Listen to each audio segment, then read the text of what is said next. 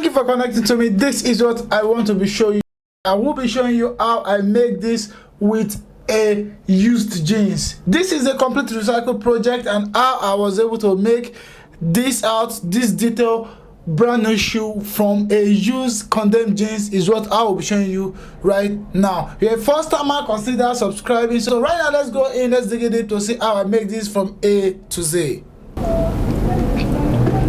This being a recycle project, I made this with jeans, a jeans that are no more using in there again is what I used to make this project. This was customly ordered by a client, so it was a recycle project. I just had to carry this out. So to carry this out, there's a particular section of the jeans that you need to take note.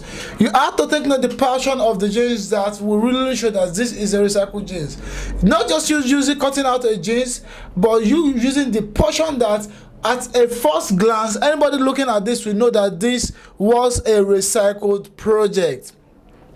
I lay my attention on the back of the jeans, the back pocket, the front pocket, and the waistband of the jeans.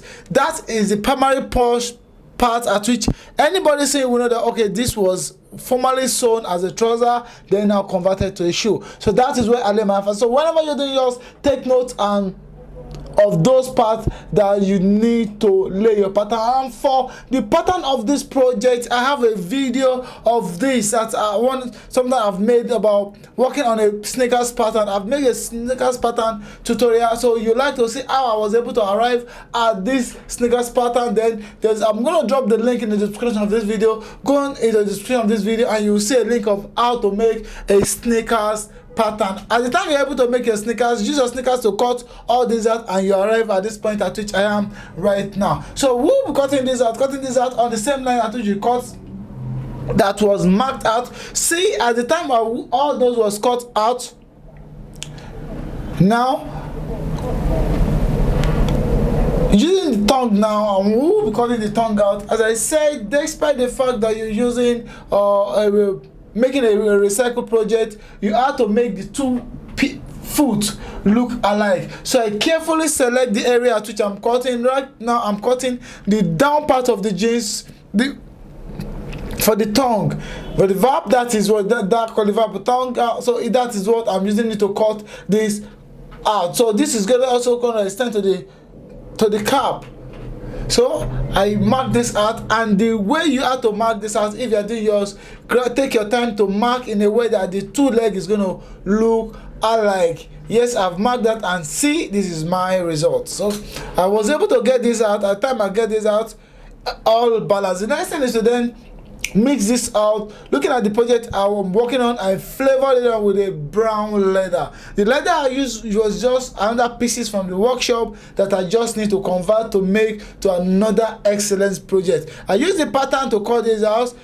Once you have an idea of your pattern, getting this out will not be an issue at all. So again, still check the pattern making video that I have once made on this platform. It's going to be in the description of this video, as I said. And so all the parts of this project cut out, they start with assembling. I've come in here to assemble this. If the pattern was well cut out, well drafted, the assembly will have been detailed enough that whenever you're assembling it, you have an easy assembly. So it's now time for me to assemble it. We'll assemble it, then move into the bench to the machine to stitch all right. You can see all the parts of this carrying all the features that your normal trouser jeans carries. That is what we want to achieve in there. Every section of these sneakers has to carry your all the details your normal jeans trousers carry. Okay, so then we stitch the leather on the jeans. Another neat thing that this leather is doing with the jeans is that this leather this jeans is very flexible, knowing that it is a fabric, but the leather I'm stitching on it is a thick leather, so it's giving this jeans itself, the fabric itself, more strength that is the major reason I'm using this again. So it gives it more strength, so I use it. And moreover, the area at which the leather is at the point at which the lace is going to be, and the lace knowing that it's going to carry a lot of strength, you need to knot the lace. Then it's very important I got to put leather at that edge. I can do it without putting leather, but for this project, or adding up leather to it, or add leather to it, and the both sides is about to be joined together. Join it together, stitch it, and at point you stitching, you know whatever you want to stitch before you go into the machine. Why? This fabric we're working on is a used fabric, is a weak fabric. So once you stitch multiple times on it and you're not so sure of whatever you want to stitch, then you might be weakening the fabric more, and at the end might get damaged. So at every point you want to stitch, be so sure, be accurate that this is what you want to stitch. So I recommend, if you want to follow this video, take it, follow it step by step before embarking on yours. So you need to stitch and cover all the cutter line, the back side of the project. I have to cover it right now. So the stitching is going to cover it up right now.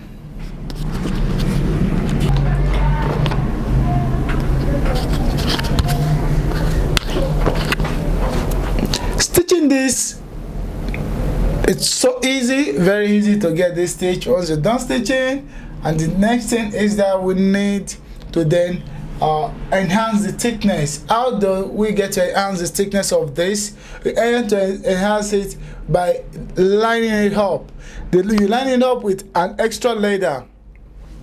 It's very important you get to line this up. Line this up means you have another set of leather in there to cover all the stitching inside, to make the anybody that wants to wear this more comfortable in it, and also make, because of the fabrics is kind of light, so you have to, the inner layer also makes it in total, makes it a bit thicker. So you get to stitch another inner layer, you cut it and then stitch it all around on it. Stitch it up, and while you stitch it up, you have to also consider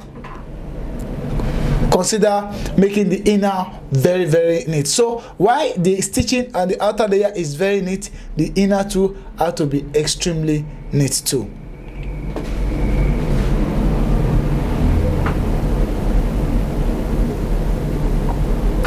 So you mark, you applying gum to it, applying gum to put the inner layer and the outer layer to put it together. And once we get it, apply gum, go in there and then drop it. So what you do in here is that we've been able to apply gum to the edge. Once you apply gum to the end, then you just hold it temporarily, then you move to the machine and then stitch all around. The machine that was used for this is just a straight bed sewing machine. They're double footed, but to some level a single footed straight bed sewing machine too can do this just like this. So you don't, it's not compulsory you have to use those very, very heavy duty, and your simple straight bed too can get this done. Your post bed too can do this. So it's no particular machine, you're not so limited to this kind of machine that I'm using to get this done. So at the time I stitch it and then move to trimming all the excess off. I trim the excess off, and at the time I trim it off, I'm ready. The back is set, the front is set, is then to then clip all these together.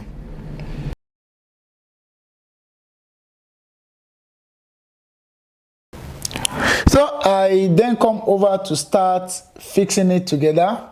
Fixing it together, this is because it was so easy for me, because all these points at which I need to join together, I've put that provision on my pattern. So if you like to see how to do this, I'm still going to refer you back to my pattern making videos. So all those references you always have in your pattern, this is what is meant for. For easy assembling is what those reference points is for. You stitch it together, and at this point I'm done stitching it right in there. Join the back and the front to join it together. The next phase is to then put an eyelet on it. For lacing hole is what we're going to be putting right now. So I highly recommend you first make your decision. Are you putting 6 holes? Are you putting 5 holes? Are you putting 8 holes as a lacing hole? That is what will determine the gap at which you'll be putting in between the two. So for me in this project, I installed 7 holes. Yours might differ if you are working with different sizes. Yours might differ, depends on your choice. And while you do that, you install your eyelet.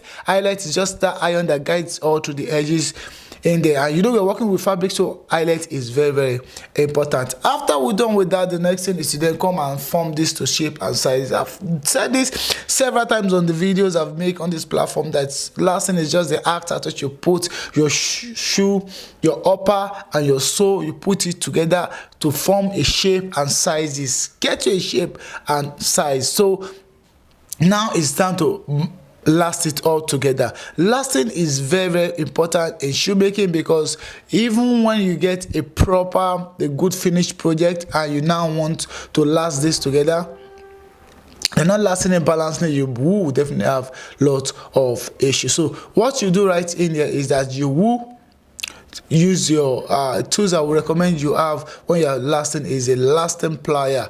That with a very sharp tip to clip every edge that your hand might not be able to hold very, very firmly. The lasting plier will help you to clip that firmly. Knowing that this has different layers, so the first thing is to do the first layer, and the next is to then do the one that follows it. So after fixing the first layer, the back and the front cap of this project is very, very important. The counter section of this shoe is very important, while the cap at the front is very, very, very important too. So you have to walk around to make your cap, your toe cap, very, very neatly last in a way that your edge of your shoe is going to be totally round, not going to have a wrinkle. When you start having a shoe that's going to have a wrinkle, then it's not good. It's your project. It's definitely going to affect the eventual outlook of your project. So to help you with that is a lasting plier. Lasting plier is going to help you to have that perfect round with a ability to pull and stretch it. You're going to let it to have a very round project. After you do that, then we then need to drop in the last face. The last face is here right now. So once you drop this last face and you drop it correctly, the whole beauty of the shoe itself is going to come out. So moving forward away from here, after now we'll be working on lasting this, gumming it to the sole, and right now I can do a first round test. Yes, testing it if it fits, and okay, it fits. As you can see, it fits perfectly. It even looks as if I've glued it, but I have not glued it yet. I will then mark it and mark the round to know where the gum needs to get to.